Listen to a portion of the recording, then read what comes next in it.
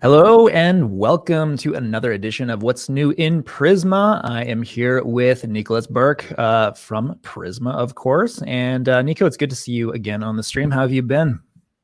Likewise, Ryan. Good to see you as well. 2 weeks it's been, and Yep. I've been doing quite well. This week was really busy, and so was last week, actually. So we have a little bit to talk about, but I think we'll also have a bit of time over today that we will use to respond to questions that folks have. So you can already go ahead and think of anything that you always wanted to ask about Prisma and drop that in the comments. Awesome. Yes. What have you been busy with? What have you been up to? What's been keeping you busy? So last week, it was mostly about the enterprise event that we held on Thursday and Friday. And later on, we'll talk a little bit more about that. But I was pretty involved behind the scenes. And on Thursday and Friday, we also took a ton of calls with a number of different users. So our new customer success manager, Vladi, who we also had on the stream actually a couple of weeks ago, Right. She set up all of these calls, and it was super interesting to talk to all of these different users and just learn how they're using Prisma. And in fact, there were a lot of people that also were still using Prisma 1 that were kind of wondering about their upgrade path going forward. And also a lot of people that just started out with Prisma 2 from the first place and shared all their excitement and how much more productive Prisma made them in their daily work. So it was super interesting to talk to all of them and get all these user insights. I've been on a couple of those calls myself, and what I'm finding really intriguing is that there's all sorts of examples of where Prisma is being used in places you might not suspect, or in ways that you might not suspect. That's been the really kind of eye-opening thing for me. It's like, I think every call that I've been on, everyone's got a different sort of, well, of course, everyone's architecture is a bit different, but we see a vast array of different architectures and different hosting providers and different deployment models and all this stuff. But with Prisma sort of at the core, being the common thread, of course, it's really interesting to see like the sort of the range that's out there for sure. Yeah. Exactly. And one thing that also kind of surprised me is that a lot of these people are running like serious applications with Prisma, but they are people that I've never heard of or never seen before, and even the companies I've never heard before. And that feels a little bit weird because in the role of like a developer advocate that the two of us have, and always being so much in touch with our community, it always feels like I should have seen these people already somewhere, either on Twitter or on Slack or on GitHub. I probably should have noticed them in the past at some point, but a lot of these people were just completely new faces that I've never heard or seen before. So that's also super interesting that there is a big part of our community that we just haven't been in touch with personally, because they are just doing their work. They're just building stuff without hanging out on all of these platforms and using our tools. So that's also always an interesting insight, and also kind of an indication that even though a lot of developers, I think, spend their times on Twitter and on Slack and on GitHub, this still is a bubble. And a lot of people are just out there doing their work, building applications, and don't really care about all that stuff. Yep, it's true. It always, I always have to remind myself of that Twitter is not the extent of our programming universe. There's much more out there. Well, I think we'll dive into the topics that we've got on hand today. We've got, of course, version 2.20 which was just released on Tuesday. There's actually a patch version that's out as well, 2.20.1, to fix a couple issues, and we're going to talk about changes to Prisma in 2.20. And I've got a small demo that I will show, which shows us how to get the counts of relations. That's a new feature that has come at 2.20. Nico's going to talk about a demo, a repo, an example application that might be useful for you, which is based on kind of a Jamstack Ecommerce theme. And I believe it is a repo that was forked from something that Nader Dabit put together, and it's got Prisma right there in the center. So yeah, Nico will show that.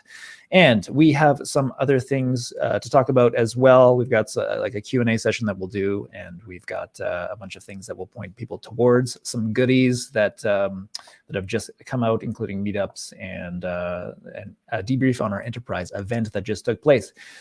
So I guess we can get right into it with the latest release of Prisma version 2.20. I'm just going to pull up the release notes here. Definitely should have gotten these together ahead of time, but give me a second.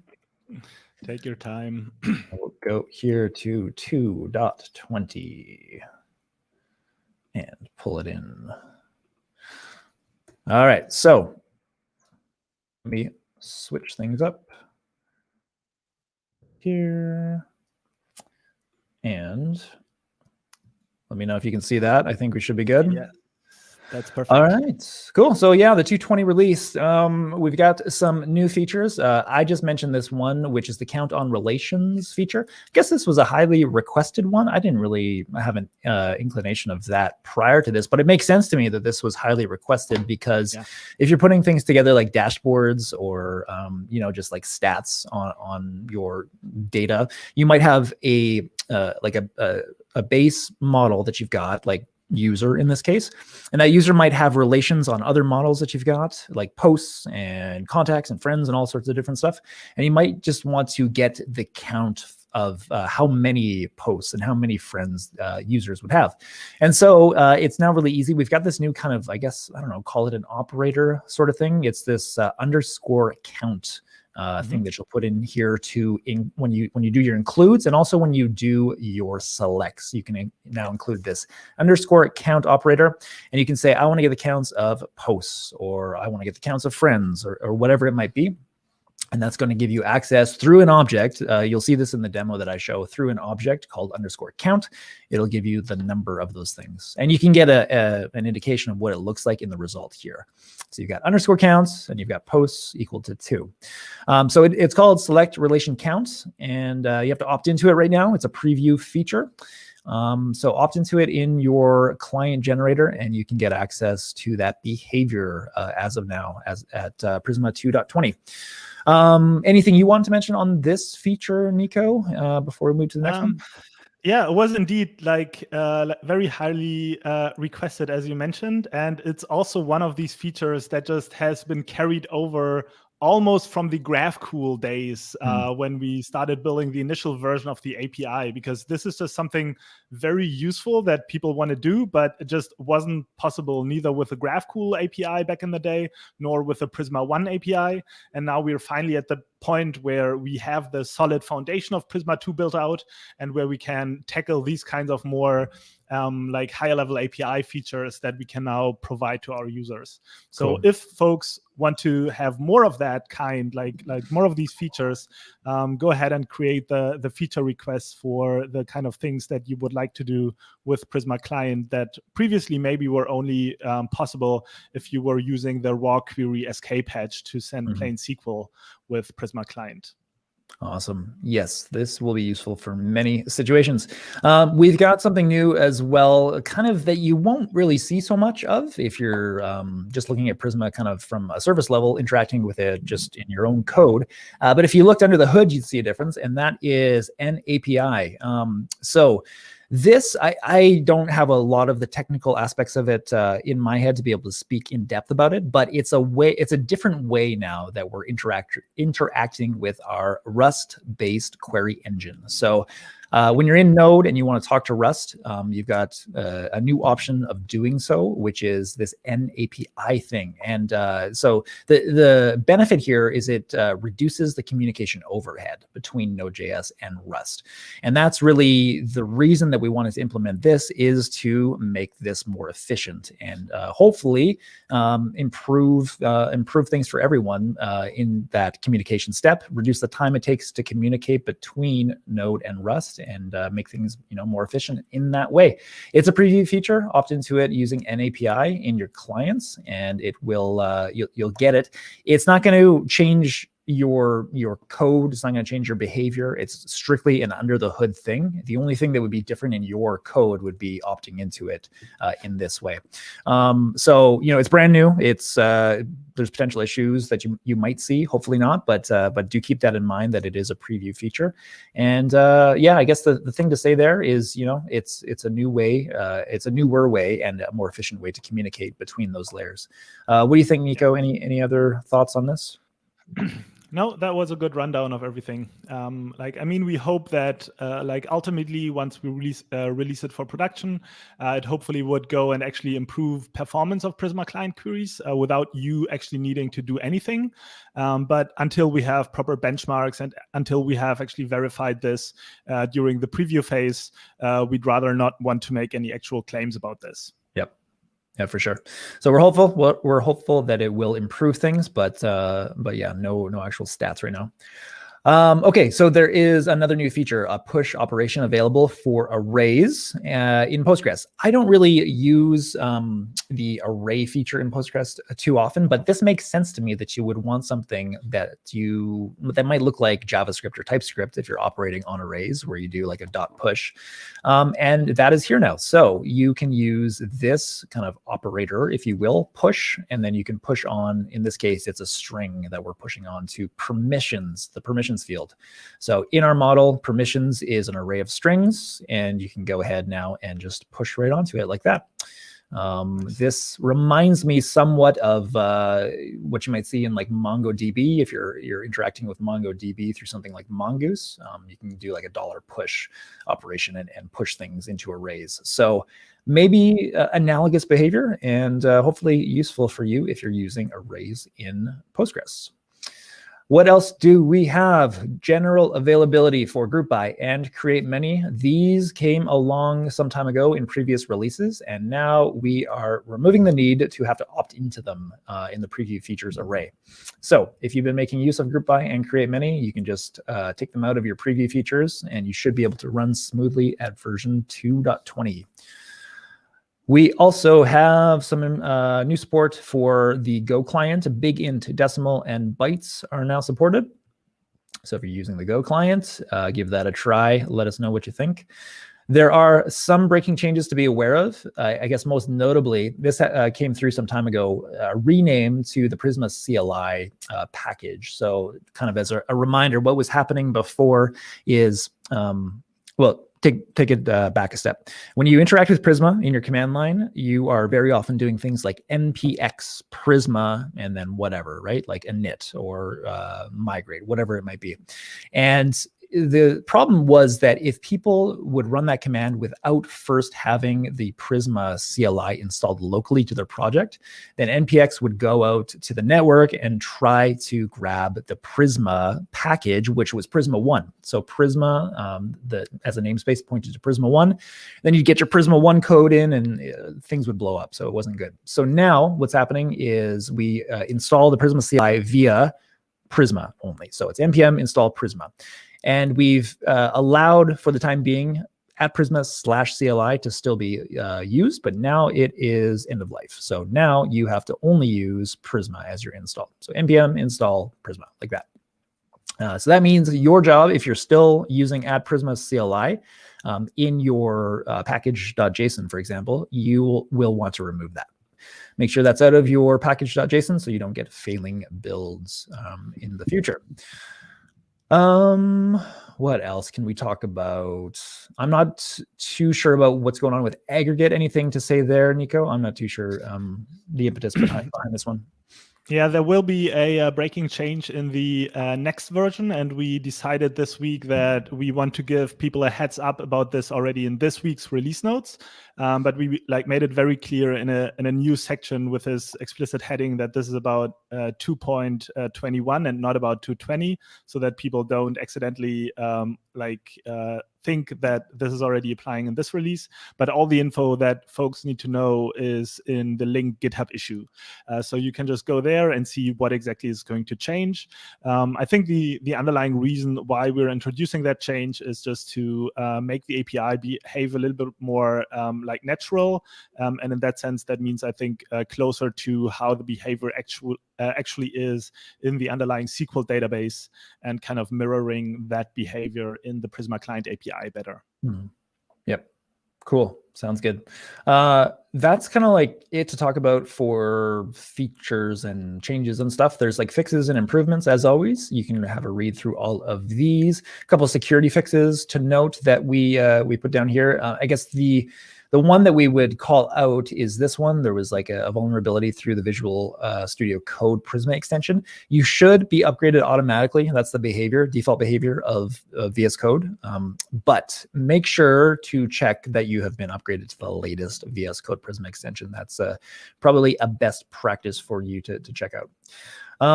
That's it for the release notes. I think probably what we should do now, Niko, is jump into this demo that I've prepared, if you're up for it.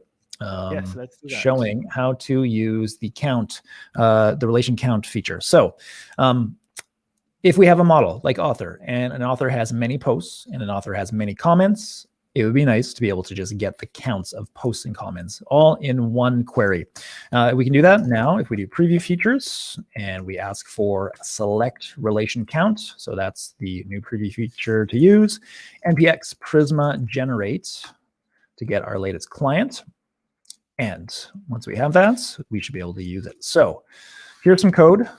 Here is a query for authors. We can do a find many. Let's just make sure this is going to return some data for us. So there's a single author. There's me. And now we can do this. We can say include, and we can say underscore count. And we want to select posts. Start with posts.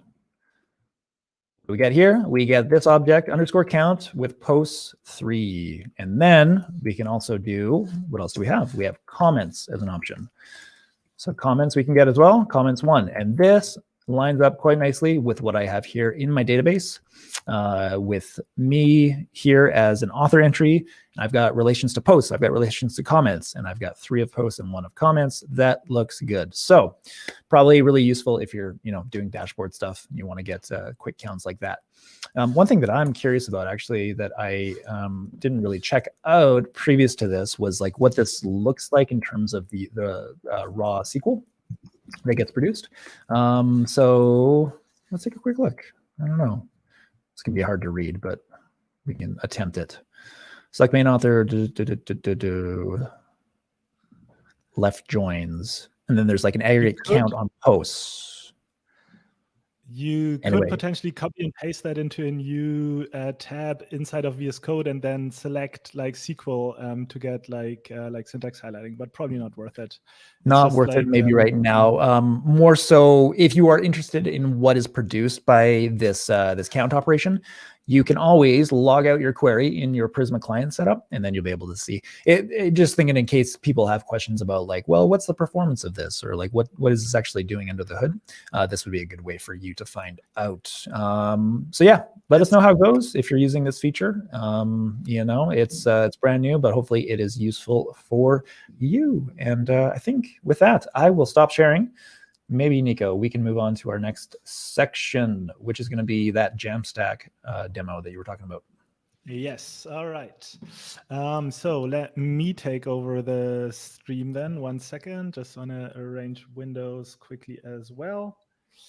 Here is my screen. I think you can see it. Let me increase everything. So what I want to show is a demo, an example Jamstack Ecommerce demo that was built by a community member of ours. It's Joey right here.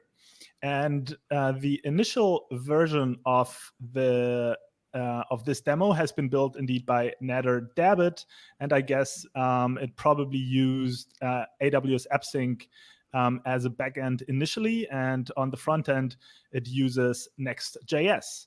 And Joey went and he just updated the app to use Prisma on the backend. And of course, with Prisma, you can pick your own database. In this case, the database that he's using just for this example is a SQLite database so that you don't have to set anything up. And for this demo, I just want to quickly run through all the commands that are very nicely put together here inside of the README, so that I don't actually have to think much about what I'm actually doing. And that's what I like the most, when I can just go ahead and copy paste instructions from some GitHub README and things are going to work for me. So let me open this in VS Code.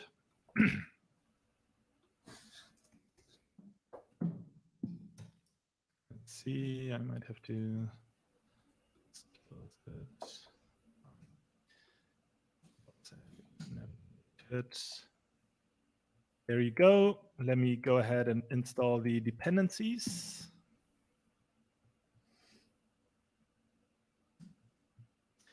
And as it's doing that, we can take a very quick look at the Prisma setup. So of course, the Prisma schema right here, it uses SQLite with a local database file. It defines the generator of Prisma client right here. And then it has two models that will map to the tables in the database, one for category and one for product. And I'm just going to continue following the instructions right here. So there is a command, a script that has been set up in package.json. We can actually take a look at this. We see a number of different scripts that Joey has been putting together here so that it's easier for us to invoke these different features. And I'll start with yarn push db, and this is going to execute the Prisma db push command. And the Prisma db push command, what it does, it looks at my Prisma schema and just creates tables for all of my models without generating any migration files. So that's typically the approach that you take for prototyping, when you don't really care about tracking the history of your database and of the changes that have been made to it. And instead, you really only want to have some functioning database schema that you can start sending database queries to. Then there is the seed db command, which maps to the Prisma db seed command. And what that does, of course, it's going to invoke the seed.ts file that's located just right next to the Prisma schema right here. And it's executing, and I believe I saw this error in my dry run before, but the seeding still worked. So what I'm going to do real quick is I'm going to open Prisma Studio, also with the command that was prepared by Joey. And indeed, we can already see that we have a database now with a product and a category table with a bunch of different properties. So let's go ahead and see if we can actually run the app now, which I think was just the yarn dev command. So let me go ahead and run this. And we'll have a beautiful front end built with Next.js. That is our e-commerce site. And if we actually look at the pages right here in the pages directory, which if you're familiar with Next.js, that's using a file-based approach for routing. So I don't have to worry about setting up any React router or anything, but instead all of the files that I'm putting into this directory will just be mapped to a route in my front-end application. So here I'm at the index route, and we're rendering just the landing page, but then I can click on individual items and well, actually in this case, it's in the category of new arrivals, and then I can select individual products and I'll be in the detail view of the product. And this is really super nice to get started with your own e-commerce site, or just as a little bit of a learning project if you want to have a full stack example that uses Prisma, that uses Next.js, and you just need something to get off the ground real quick. I think it's a really nice way to do that. So huge shout out to Joey for his work on this. Yeah, that was it already for this demo. Awesome. That looks really cool, man. That's like one of the quickest ways to get up and running with an e-commerce site that I've seen. And yeah, with Prisma being in the mix, that's just awesome. What do you think? Should we move into our Q&A, or should we talk about plugs? Yeah, I was wondering that I switched the order in our agenda there. I think we can save the Q&A for the very end, and now first talk about plugs, maybe so that more people have time to submit their questions. But Cool. just as a little bit of a reminder, so we'll talk about a couple of things now that we've done in the last 1 and 2 weeks. So to bring you up to date a little bit about what we have been up to as a company and the kinds of things that we are working on. But then in probably 5 to 10 minutes, we'll have a Q&A session where we'll answer all of your questions. So if you want to know anything about Prisma, really, it's now the time that you can drop these questions in the chat, and we'll pick them up in a couple of minutes. Awesome.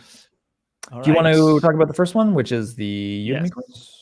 Yes, and in fact, I'm going to go back to sharing my screen again. Let me just go and rearrange things real quick.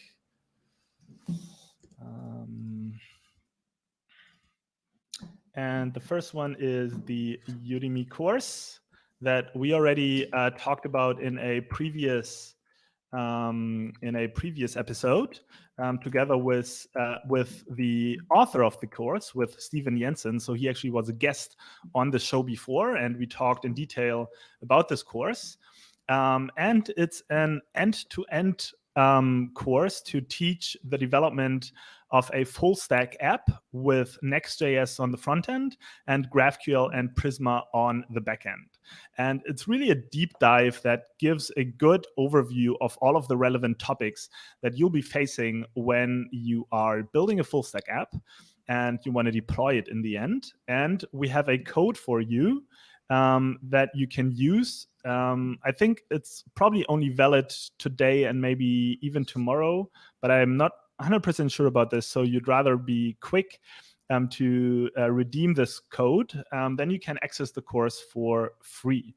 Do you have the code? Can you drop it in the chat, Ryan? Sure, yep. Perfect. It's going in.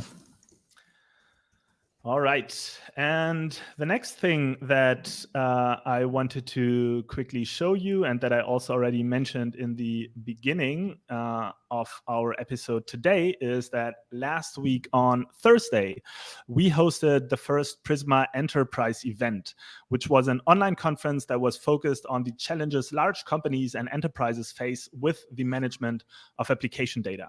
And this is really it was a super interesting experience, I think, because it was kind of the first time that we as a company talked about our vision for the future. Like, what is Prisma actually going to look like in a couple of years? What kind of tools do we want to build? And also was the first time that we actually talked about the product vision from a commercial side of things. So everybody that's using Prisma today, of course, is only using the open source ORM in their projects. And they don't have to pay us any money for that, because that's how open source works. But of course, we are a company, we are VC funded, that's not a secret. And eventually we'll have to make money to sustain the development of our open source tooling. And the way how we want to do this is by building this application data platform, as we call it, that should make it easy for application developers to work with data from various data sources.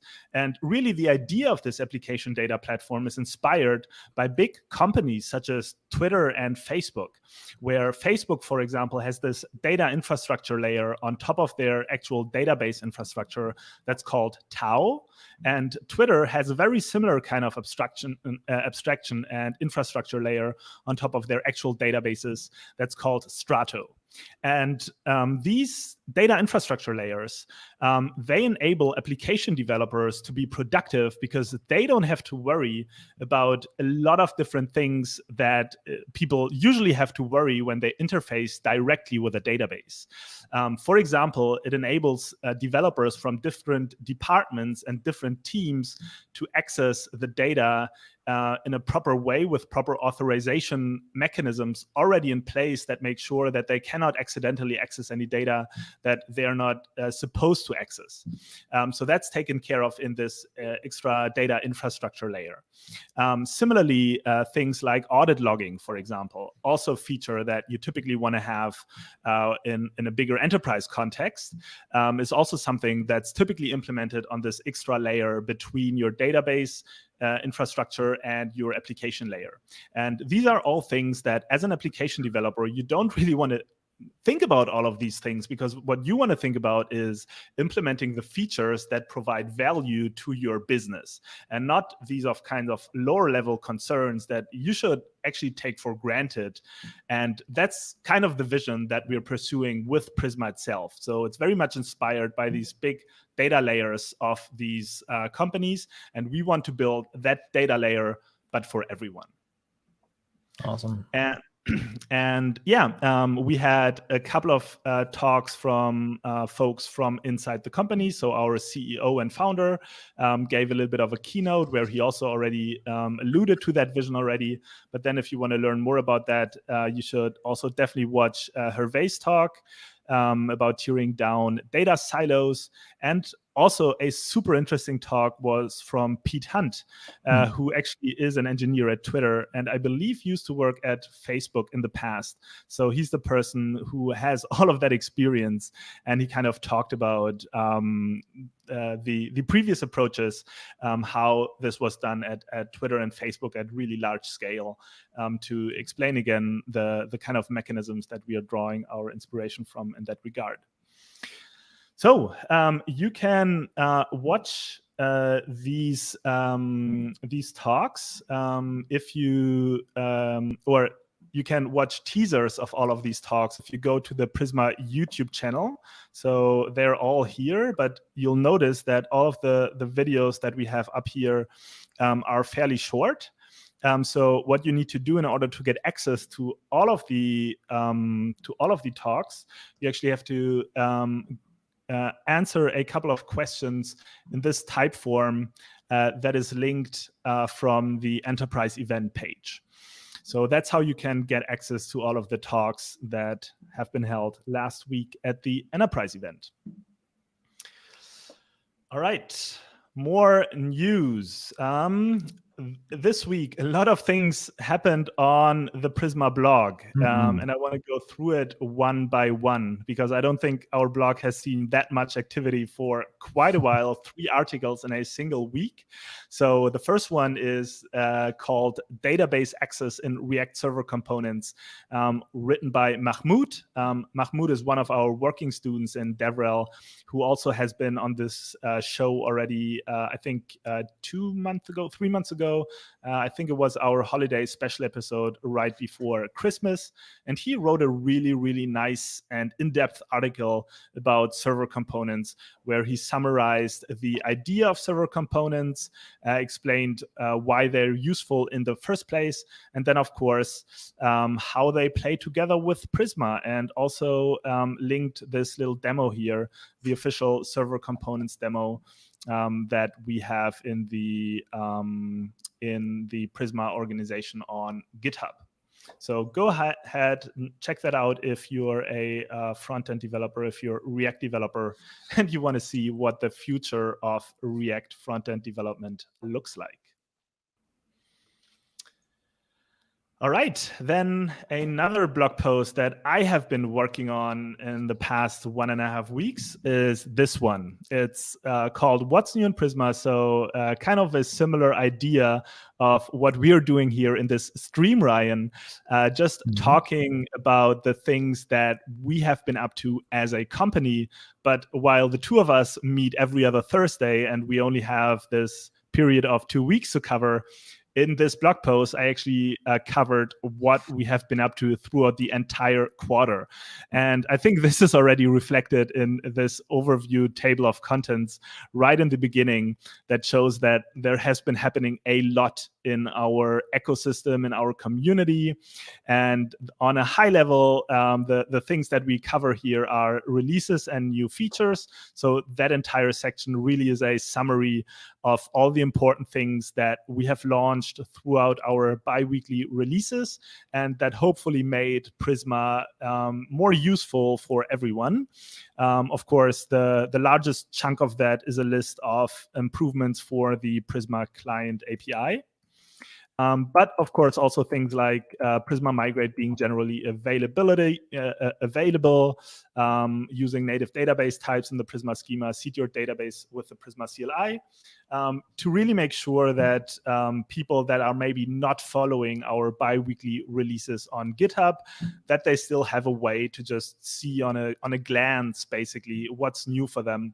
And if they haven't updated their Prisma versions in a while, maybe that motivates them to, because they see nice new features here that they can use in their applications now. Another section is tools and ecosystem. For that, I'll actually go down to that section because it always baffles me that there are so many awesome developer tools that are built on top of Prisma, that are kind of choosing Prisma as their default ORM, which is also like really reassuring for me, and I think for everybody at Prisma, that we are actually doing useful work here that is appreciated and that is liked by our community and by developers in general, if people choose Prisma as the default ORM layer for their frameworks and tools. So Blitz is a really interesting full-stack framework that has launched its beta version a couple of weeks ago. Then there is Keystone.js, where also a couple of weeks ago we had Jed Watson, the founder of Keystone, actually also on the What's New in Prisma show right here. So you can go back in time and watch this stream again if you're interested in Keystone.js and how it uses Prisma. Then Wasp is another really interesting tool, and we're actually looking to have Mattia also on in a future episode of What's New in Prisma. So stay tuned for that. Wasp is a DSL, a domain-specific language for building full-stack web applications with React. So it's just another way that eliminates all the plumbing, all the glue code, all the repetitive work that you have to do as a developer when you just want to build an application, and tries to make that process as efficient as possible.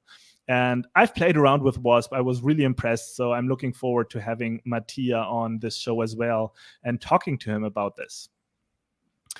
Another tool is Amplication. They also recently launched on Hacker News. We also actually had the one of the people behind Amplication on the stream here as well. That also was on the holiday special episode right before Christmas. So we're always eager to talk to the people that are building these tools, to learn from them and have them show us their tools and share their excitement about the stuff that they can do with Prisma. The Prisma AppSync generator. If you've watched last week's stream, then you have seen me demo this particular tool as well. So this is also super useful if you want to have a quick CRUD API that's deployed via AWS AppSync, and also uses Prisma for database access. And on that note, we don't want to forget that there are a bunch of these community-maintained generators. So the Prisma Docs generator generates an individual Prisma client API reference. The Prisma DBML generator generates a DBML diagram to visualize the Prisma schema. That's also something that we've already covered here on the stream. And so did we cover the type GraphQL Prisma generator that generates CRUD resolvers for type GraphQL. And there also is a Prisma JSON schema generator when you want to transform the Prisma schema into JSON schema. Another tool was the Bedrock Software as a Service template by Max Stoiber, which is another way to get you up and running really quickly with a production-ready stack that you can use where everything is pre-configured for you. So we included that here as well. In the community section, you'll find a rundown of all the events that we're hosting. So we're hosting the Prisma Meetup, we're hosting a GraphQL Berlin Meetup, a TypeScript Berlin Meetup, and an advanced TypeScript Trickery Meetup. So all of these things you can find on Meetup and on YouTube if you are curious to join us there in the future. The enterprise event I already talked about. Here's also a little bit of a summary of that. And on another note, we love seeing laptops that are decorated with Prisma stickers. So we are shipping these sticker packs for free to community members that want to put them on their laptops or maybe somewhere else. And in this quarter, we've actually sent out over 300 sticker packs to developers from our community. And if you want to order stickers yourself, then you can just go to this gist here and select the sticker pack that you want. Then there is also a rundown of all the videos and live streams that we've done at Prisma. This is now Inception because I've linked today's What's New in Prisma episode right here. I would actually be interesting what happened if I now click this. I would just see myself, I guess. But here you can also double mirror effect or whatever. Yeah, exactly. And here you have all the recent episodes that we did this quarter, a couple of more videos that we published, some Prisma appearances on external channels, and new Prismates that we hired. So new colleagues that have joined our team in the last 3 months. And of course, we are still hiring, so you can go and explore our jobs page. And also a little bit of a tease of what's next. And of course, the best place to find out about that is the roadmap. All right, so far for the Prisma Q1 recap. And the last thing that I wanted to show here is the Tweets for Trees initiative that we launched just today to celebrate the general availability of now the entire Prisma ORM with all of its 3 tools, Prisma Client, Prisma Studio, and Prisma Migrate, that has been launched only 2 weeks ago. And with Earth Day coming up, we thought it would be a nice idea if we kind of do something for the environment as well, and decided to to initiate this initiative where you can tweet, that is tagging our Prisma account. You can add the hashtag tweets for trees, and then we are going to plant a tree for your tweet. And you can go to this blog post on the Prisma blog to learn more about this as well. Yeah, this is a really cool initiative. And so I guess the main message here is, the more you tweet, the more you're going to save the environment. Yes. So get on Twitter. And one limitation there, it's like original tweets only. Like it's not really a thing where if you're having a conversation, between 2 people that initially mentions Prisma, those ones don't so much count. But yeah, go and tweet. Let us know what you think on Twitter, and you'll get some trees planted for you. Yes. And finally, the last thing that I want to mention before we jump into Q&A is 2 meetups that are coming up. So another GraphQL Berlin meetup that is coming very soon. The date for that is April 14th. So I guess that's in 2 weeks. And it's funny because during these meetups, we also always host quizzes. And in this upcoming meetup, you can win a Bedrock license. Bedrock was this SaaS template by Max Stoiber that I just showed before. And actually, I think this is priced at, let's see if I can find the pricing here real quick. By now, I guess. It's priced at $450 for a single license, $2,700 for an unlimited license, and you can win this at our next GraphQL Berlin meetup. So I think that should be motivation enough for everybody to join and take also part in the quiz. And another meetup that is coming up on April 8th. So that is Thursday next week, today in a week. And that's the Prisma meetup, where we'll have 2 talks about database migrations. And then our product manager, Spiros, we'll be talking about the Prisma data platform, something that I also mentioned before today in the stream. So we'll start talking more publicly about the road ahead for Prisma in terms of the vision and in terms of the commercial product that we are going to build next. All right, that's it, I think, for all of the plugs, and Awesome. we can move on to Q&A.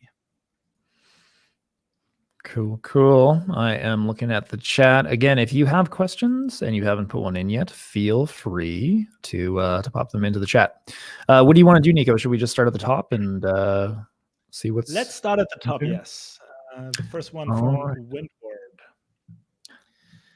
An ETA for the Mongo connector. And You're right. Here is the thing. This is a big announcement that I wanted to spare for the end of this stream, that it's ready. You can start using it today. It's ready for production too. You can push out to production immediately. Well, I guess nobody got fooled by this very lame April 1st attempt. It's not ready. We don't have an ETA, a very concrete ETA, but as it looks, we'll have at least an early access version of it ready in the next quarter. So that is the current timeline for this.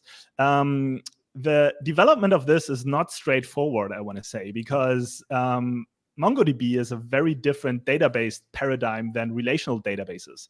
And if you think about it, we at Prisma, we now have to solve all of these problems that we already solved for relational databases and map that to document databases. And one obvious question, for example, is what should Prisma Migrate even do with a document database where you don't have a schema that's part of the database layer? So there are a number of questions, I think, that our product teams, that our engineering teams are figuring out, also collaborating with the folks from MongoDB, actually, to think about what's the best way to bring Prisma to Mongo.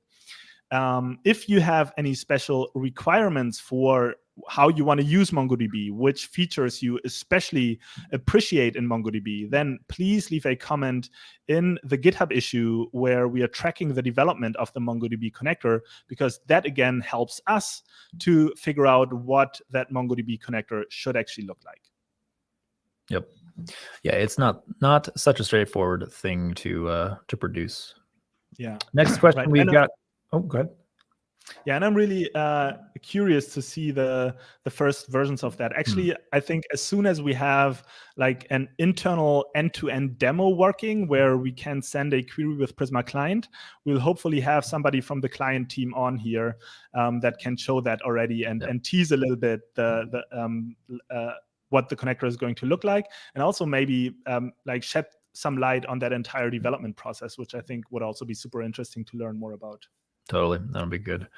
We have another one about what's the ETA, and it is for Prisma Nexus plugin. So the backstory here is the last, I guess, release of the plugin for Nexus and Prisma is not quite current with the latest developments in Prisma. So there's some issues with it. And we have sort of parked things there for the time being while we work on new stuff for the plugin. So we're revitalizing it, but it's going to take some time to do that. There is an issue in the repo for that for the plugin, and it's the pinned issue. That's the best place to be looking for any updates about ETAs, etc. But nothing concrete right now, unfortunately, for that. We have a comment. Big fan. Yeah. That's awesome. Nice. We're big fans of Prisma as well here at Prisma. Sorry, Niko, you were about to say something here for this one. Yeah. One side note about the Nexus Prisma plugin is that the development is now happening in this repo. It's the Nexus Prisma repo in the Prisma org. So it's not the Nexus plugin Prisma repo in the GraphQL Nexus org anymore. So now it's completely shifted. And as far as I know, a kind of first working version of that already lives in that plugin. We haven't publicly announced it, but I think it should be ready, or it should be at a point where you can at least play around with it. And I think we've mentioned it in a previous episode that we are using this internally to build out our cloud offering. So this commercial product that I've mentioned before, the Prisma Data Platform, is something that is being built internally with the Nexus Prisma plugin. So this is something that we are dogfooding internally, that we are investing in internally. So just to make sure that you're aware that this is not going to be abandoned in the same way that we had to, unfortunately, abandon the development of the Nexus plugin Prisma and change that approach there. But yeah, this is at least ready to be played around with, and I think we'll have an announcement that it's in an early version ready soon. Awesome. Thank you, Niko. Cool. There's a question about performance when it comes to count. And this one, what strikes me here is that regardless of the layer that Prisma gives you on top of getting these counts, regardless of the query that's produced by Prisma, if you're doing something where you're constantly needing to get the counts of likes and counts of shares and whatever the case might be for an app that is a social media type app, it might come down to database design being your best solution for such a problem. And so what strikes me is that if you are constantly needing to do counts on related things, and you're relying on your database to be set up in the typical way you would do it, like I showed earlier, you've got an author who has many posts and has many comments, etc. That might not be the best way to set it up. You might need to abstract your database in such a way that you're giving priority to the fact that you will need to pull out those counts of likes and shares, etc., in your application. And so what that might look like is, a dedicated table that is constantly updating the count number for each user, for each of those things, right? Like whether it be a like or a share or a retweet or whatever. You might want to have a dedicated table that handles all of that so you can easily pull that information out, rather than having your database queries go and do all of that work constantly, because that's really going to tie up resources. That's really going to tie up your system and might not be the best solution. Any thoughts on that, Niko? And so I think that your hint about the design of the database at this point is like spot on, that you can solve this in another way than having your database permanently make the same kind of calculation over and over again with like growing data size. So I think a lot of that can indeed be solved with database design. Another thing there that comes to mind also, if you're building a like social networking application where these kinds of computations are really key to everything that you do, there are also other kinds of databases that are built for exactly these kinds of use cases, right?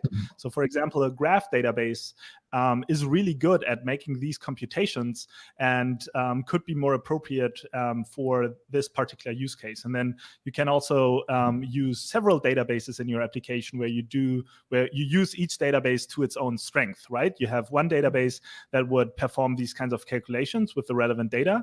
But if you just want to dump some user data and store that, then you can use like a relational data, like a relational database, or even a document database, maybe, depending on what exactly your application needs. In terms of just when you want to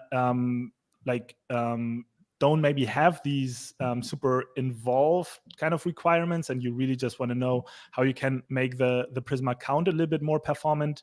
The first thing, of course, that you can do, and Ryan showed that in his demo before, is that you can just log the SQL queries and go and understand them yourself, analyze them. And if you feel that they are not efficient enough for what you would want, then you can always use Prisma's escape hatch and drop down to raw SQL via the query raw method that you can call on Prisma client.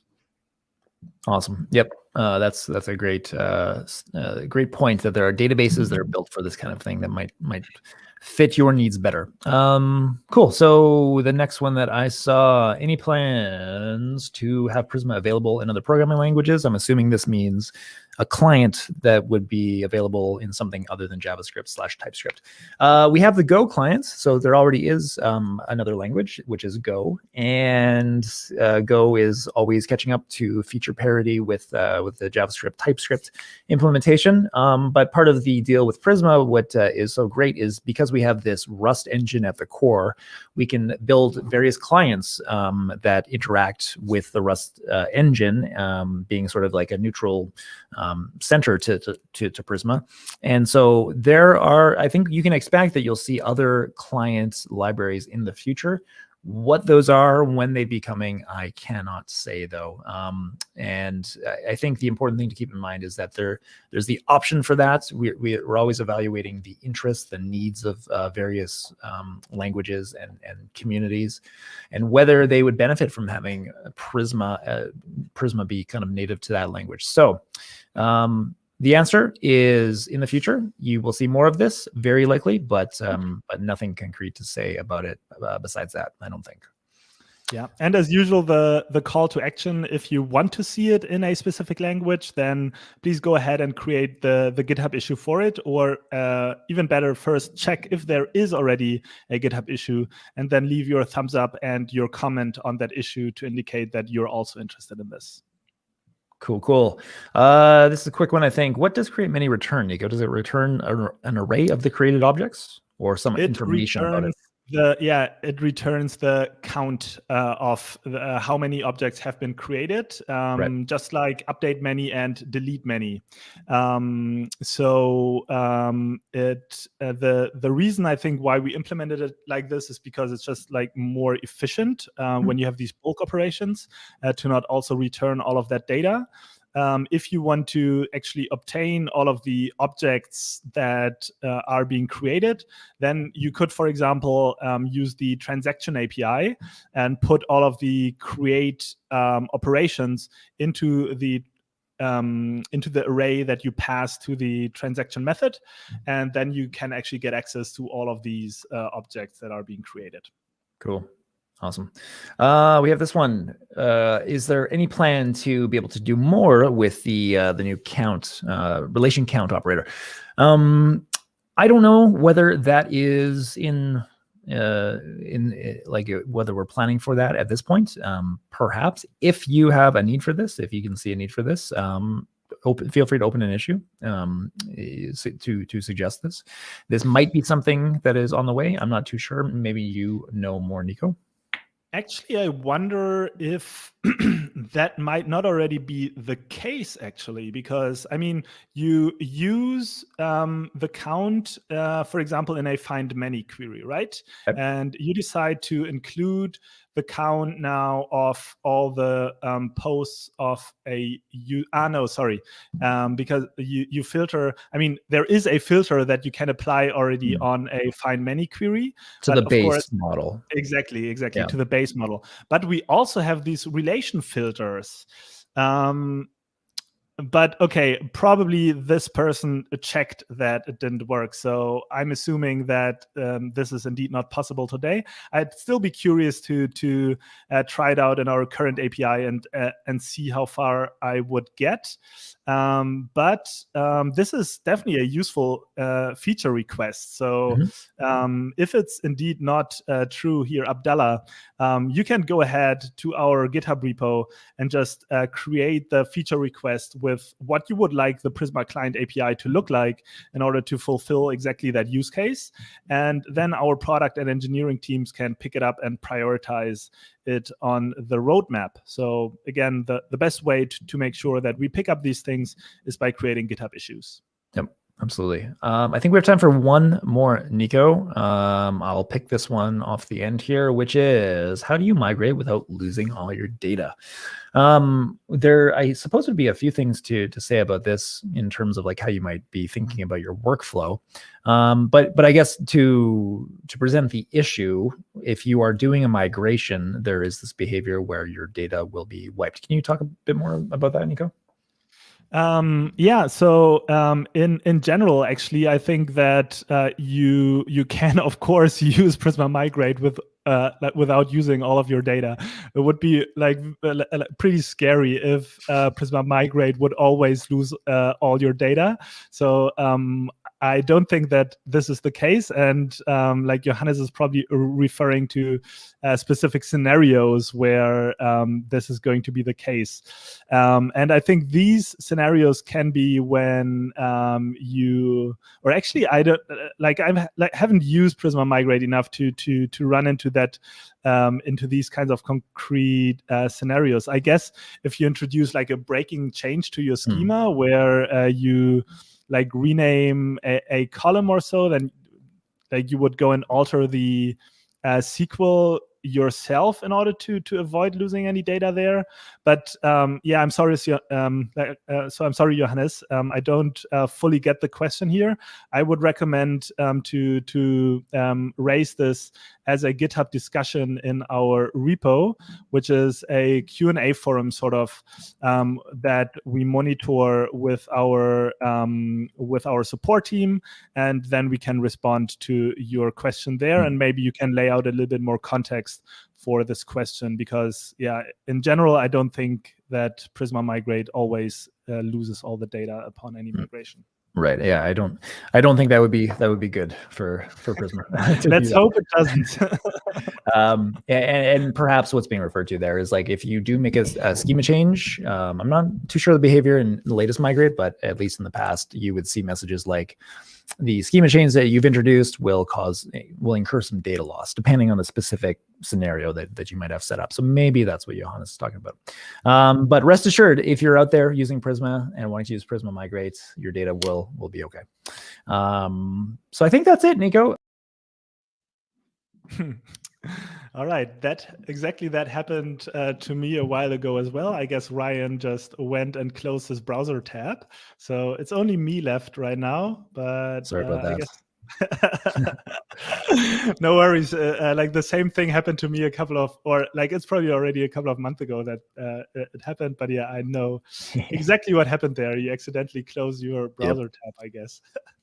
Yep. Accidentally, it was what happened actually was I was going to move my mouse and I actually accidentally had it swipe back to cause the browser button to go. I see. Not fun. Anyways, I think we're all good. Hey, anything else we should chat about before we wrap up? No, I think we can wrap up, Ryan. It was a pleasure as usual talking to you. Absolutely. And I'll see you here again in 2 weeks. Cheers. All right. Talk to you soon.